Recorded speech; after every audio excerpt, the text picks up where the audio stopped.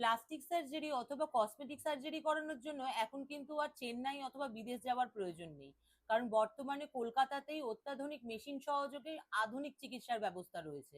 আর সেটা কোথায় রয়েছে অথবা কোন কোন সিনিয়র প্রফেসর সার্জনদের সেখানে তোমরা দেখাতে পারবে, সেই যাবতীয় কিছু ইনফরমেশন কিন্তু আজকে ভিডিওতে আমি তোমাদেরকে দেবো। কিন্তু তার আগে তোমাদের কাছে রিকোয়েস্ট, ভিডিওটা বেশি থেকে বেশি শেয়ার করে দাও, যাতে যারা প্লাস্টিক সার্জারি করাতে চাইছে এবং চেন্নাই অথবা বিদেশে গিয়ে করানো সম্ভব না, কলকাতাতে করাতে চাইছে, ভালো ডাক্তারের সান্নিধ্যে করাতে চাইছে, তাদের কাছে যাতে এই ইনফরমেশনটা পৌঁছে যেতে পারে, তাই ভিডিওটা বেশি থেকে বেশি শেয়ার করে দিও, এই একটাই রিকোয়েস্ট।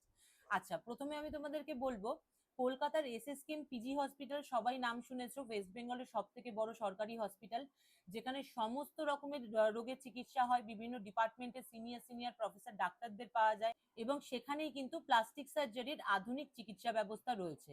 এবং তোমরা ওখানে যে কোনো পুড়ে যাওয়ার ক্ষেত্রে যদি প্লাস্টিক সার্জারি করাতে চাও, কিংবা বড় অপারেশন হয়েছে যেখানে ক্ষতচিহ্ন রয়ে গেছে সেইখানটা তোমরা সার্জারি করাতে চাইছো, অথবা ক্যান্সারের জন্য ব্রেস্ট সার্জারি করার ব্যাপার থাকে, সেই সমস্ত কিছু কিন্তু এসএসকেএম পিজি হসপিটালে করানো হয়। এবং ওখানে মোট 7 জন সিনিয়র প্রফেসর সার্জন রয়েছেন, যাদেরকে তোমরা ওপিডিতে দেখাতে পারবে, এবং ওনাদের আন্ডারেই কিন্তু এই সার্জারি অপারেশন যাবতীয় কিছু হবে। আর যে ডাক্তাররা ওখানে রয়েছে তাদের মধ্যে প্রথম হচ্ছে প্রফেসর ডক্টর অরিন্দম সরকার, উনি হচ্ছেন ওখানকার এইচওডি, মানে head of the department.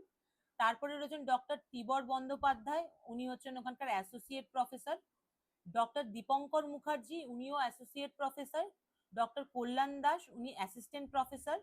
Doctor মনোরঞ্জন সৌ, উনি হচ্ছেন অ্যাসিস্ট্যান্ট প্রফেসর।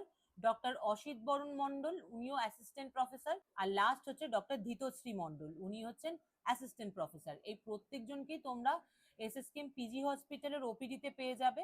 এছাড়া অনন্যত যদি তুমি এদের মধ্যে কাউকে দেখাতে চাও, সেক্ষেত্রে আমি বলবো তোমরা একটা কমেন্ট করে দিও ডক্টরের নাম মেনশন করে।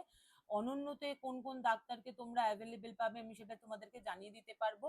আর যদি তোমরা ওপিডিতে দেখাতে চাও এসএসকেএম এর, সেক্ষেত্রে ডক্টরসদের স্কেডিউল যেটা রয়েছে উইকলি, সেটা তোমরা একটু ডক্টরের নাম মেনশন করে কমেন্ট করে দিও, আমি কিন্তু ডক্টরের উইকলি স্কেডিউলটা তোমাদেরকে প্রোভাইড করে দেবো। আর তার পাশাপাশি এসএসকেএম পিজি হসপিটালের যে কন্ট্যাক্ট ডিটেলস রয়েছে সেটাও কিন্তু তোমাদেরকে প্রোভাইড করে দেবো।